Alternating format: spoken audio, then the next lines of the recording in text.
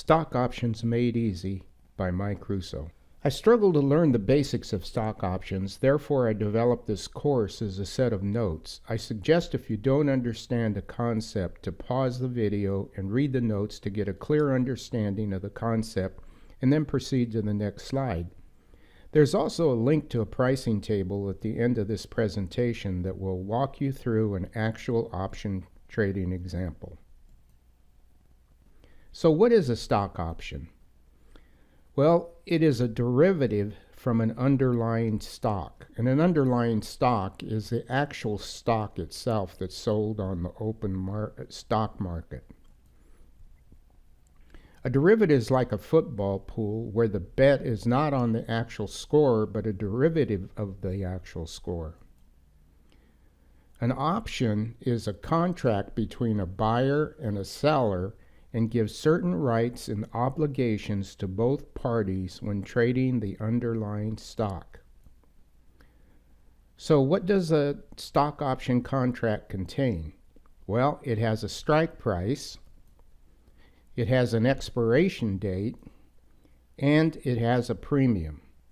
So let's look at the strike price. That is the selected price at which the underlying stock is bought or sold. The expiration date is the selected date the contract expires. Once the contract expires, it is worthless. And the premium is the selected price that is paid for the contract times 100 shares. So notice that it said the selected is highlighted because each of those values are selected from a group of values called an option chain, which will be described a little bit later on in this presentation. Now there are two types of option contracts. One is called a call and the other is a put. The call option contract gives the rights to the buyer of the underlying stock to buy it at a selected strike price or the option to let the contract expire worthless. The buyer pays a premium to the seller, sometimes called the writer of the contract. If the buyer exercises the option, the seller is obligated to sell the underlying stock to the buyer before the expiration date of the contract.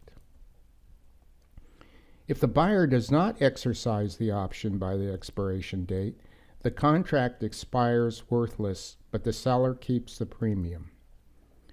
A call contract is used to buy stock when it is believed the underlying stock price is going up.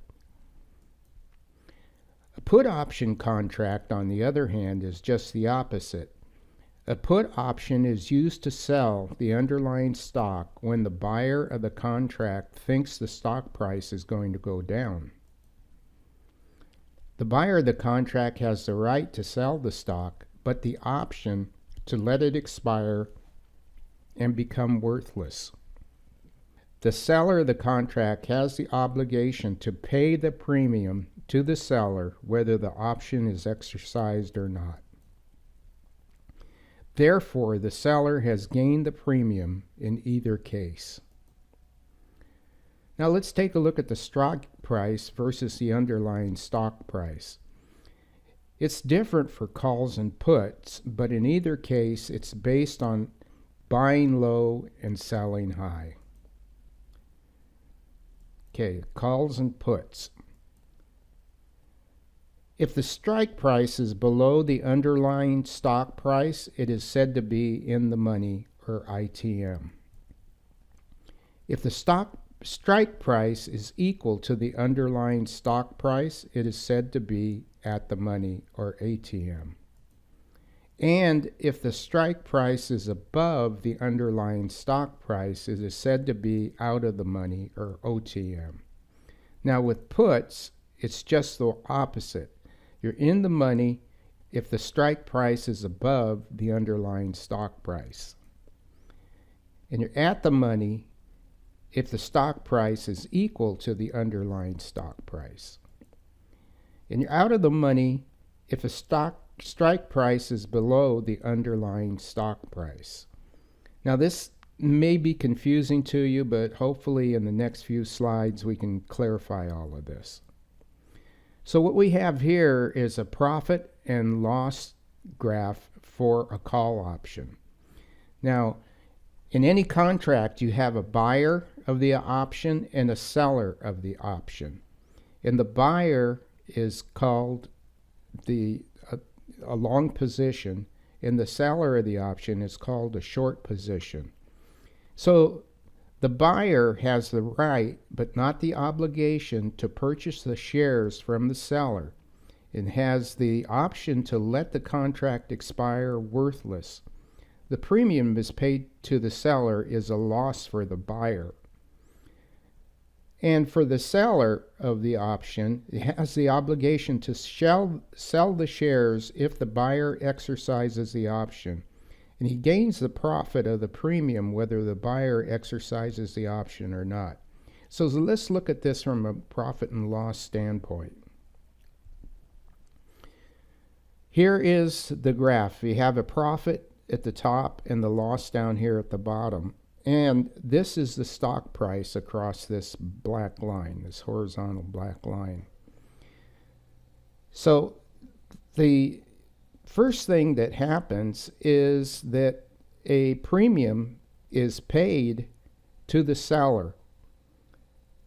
And this is showing that the premium is a loss for the buyer because he's going to pay it to the seller. And over here is the seller, and he receives the premium over here. So it's a credit for the seller, but it's a debit for the buyer. So we said that the call contract is used for the buyer when he thinks that the stock is going to go up in value. So if the stock price here is at $30 a share, then it behooves the buyer to buy it at a lower price. So let's say he buys it, the strike price, at $20 a share. Well, the break even would be at $30 a share, and that's where you say it's at the money. And it is in the money if it is below the stock price. And so $20 is below that. So anything above $30 is a profit for the buyer if he were to sell those shares. And the break-even point is equal to the strike price plus the premium. And we're out of the money at anything greater than $30 a share because you want to buy it down here, down at the lower value. Now, if you take a look at the other side, the seller, he's already received the premium, so that's a credit to him. And let's say that his stock price is equal to $20. Well, he wants to sell what he is holding on to for a profit. So his strike price is going to be at $25, and that would put him in the money. And he has a profit as long as he is in the money, and the break-even point is going to be the same as the stock price at $20. But he is out of the money at anything less than $20, and that is a loss. Now, it should be noted that whether the contract is executed or not, even if it is made to go to expire, then the seller still has the credit of the premium. Next, let's look at the profit and loss for a put option, which is it's the exact opposite of the call option. So the buyer of the option is said to be short the market, and the seller of the option is said to be long the market. Now this can get confusing because the buyer of the option is actually going to be the one that is selling the shares, And the seller of the option is the one that's going to be buying the shares. So the buyer of the option has the right, but not the obligation, to sell the shares to the seller of the option, and he has the option to let the contract expire worthless. The premium paid from the seller of the option is a gain for the buyer of the option. So you can see here that this is the seller of the shares, but the buyer of the option. So what he is going to do is he's going to accept the premium from the seller of the option, and it becomes a credit for him. And what he is trying to do is he's trying to sell his shares before they go to zero or below at a loss. So he's in the money when he is selling his stock price is at $25, where the stock price is at 20, and his strike price is at 25. And as he approaches over time, it goes down to where it's just at the money, and then he's out of the money if it's less than $20. So his premium is in the maximum profit he can make is based in here, in this profit area. So in the break-even point is the strike price minus the premium. Now, when you look at the seller of the option and that he is the buyer of the shares, then he wants to, let's say the stock price is at $15 a share, then he wants his strike price to be higher than the stock price, because that's where he makes his money. He's in the money when it's also higher, but he's out of the money when it's less than $15. And he loses the premium because he sells it to the buyer. And so that's how those transactions work. So now let's look at how the premium is calculated. A premium has two value components.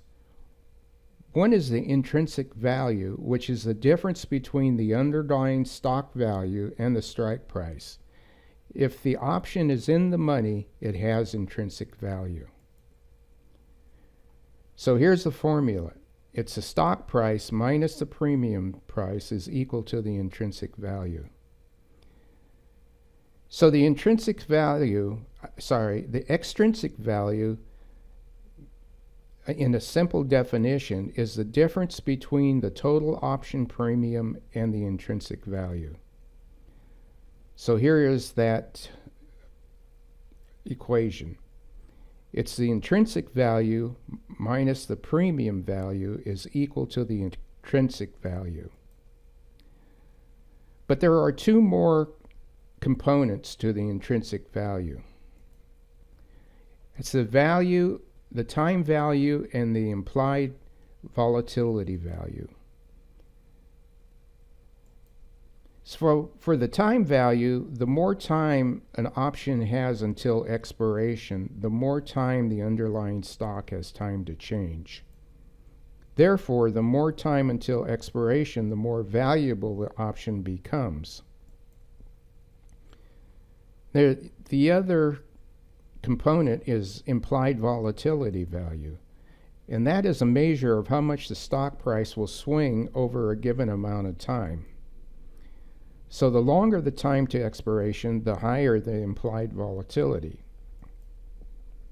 So here's an example of a premium calculation. Let's say we have a current stock for the XYZ Corporation, and it's at $18 a share. So we buy one contract on February 28th and it's a call at $17 a share. with a cost of $2.65 per 100 shares, that gives you what the contract is going to cost is $265 for one contract. But with that one contract, you can control $1,700 of stock. So the stock minus the premium in order to get the intrinsic value is the $1,800 that the stock is selling for on the open market minus the $265 for the premium or the cost of the contract, and that gives you an intrinsic value of $1,535. Now, to calculate the extrinsic value, it's the intrinsic value minus the premium. So you take that $1,535 minus the $265 for the premium, and the intrinsic value, $1,127. So here is the intrinsic and extrinsic value summary. All options expire with only the intrinsic value. So again, the intrinsic value is equal to the stock price minus the total premium. And the extrinsic value is actually based on the variables of time value and implied volatility, and they decrease as time decays or volatility decreases. In the money options have intrinsic value. Out of the money options only have extrinsic value. So next we're going to look at a simplified option trade. And the next section will demonstrate a simplified option trade using a simulator trading platform from Investopedia. This will be followed by a demonstration of using an actual trading platform from Option Alpha. Okay, well here we are at Investopedia, and this is trading options for beginners. So we're going to take a look at Ford Motor Company because their stock is fairly low price right now. But the thing is that it could go up after they announce their earnings report, which will be in a couple of days. So the symbol for Ford is just F. And there it is. We can select it, Ford Motor Company. Now we just click on Get Options. And what that does is that brings up an option chain or pricing table. And as you can see here, this is for call options, and you can select the expiration date. Right now it's set for February 7th, but we can select an expiration date, say at February 28th. So that will give us some time to let the contract expire. And then you can also select the strike price, and we're going to just leave it at near the money, but you can see here there's near the money, into the money, and out of the money. So we're going to leave it at near the money, which means it's pretty close to what the underlying stock is going for. So now as far as the underlying stock, it's right here, and it's $9.01 a share, and that's the price on February 3rd of 2020, and at this time right here. So we can go through here and we can select and see these are the actual contracts. There's the contract name and the strike price. So the bid price is $1.07 and the ask price is $1.11. And so there is a volume of 3 on here, which means that it's not really that volatile at this point. But if you take a look at this one's pretty volatile, which means you have more chances for both the upside and the downside. And this is the open interest, which means that there are 17 contracts out there that are waiting to be traded for this. And this one has 86. So, but here is the price. It's 1 penny over $9, but we can purchase this one for $8 with an open interest of 17 people,